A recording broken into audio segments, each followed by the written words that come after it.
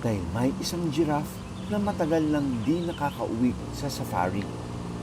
Si Rave. Oktubre pa noong huling nakita si Rave sa masukal na bakawan. Sinamahan ako ni Jesus, isang residente ng Kalawit.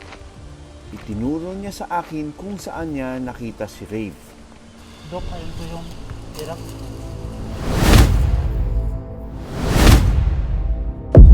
Hanggang sa nagpakita na siya sa amin. Pero, oh my God, kalansay na pala. From this distance, makikita mo ang lalaki ng mga buto. Ayun oh, namumuti na yung mga buto. Wala nang laman, wala na ring amoy.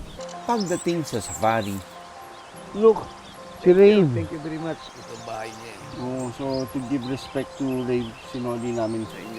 Thank you, Doc. Yung initiatives niyo, malaking bagay sa amin yun. Kaya kung malayo nga yung kanilang yung kinamatayan nila, doon na lang yun. Ito naman, hindi naman ito na bury, hindi naman ito na, kasi nandun sila sa Marcy area, saka wala na nag-initiate na gawan pa ng burial. Sinubukan naming buuin si Rave. Baka later on, magamit ito sa mga estudyante, ng mga vet students, mga biologists. Ito yung pinakamasakit na nangyari sa Kirib dahil nga yun nga namatay siya na hindi namin masyadong nasubaybayan. Siyempre nagpapasalamat kami dahil ito naiuwi na dito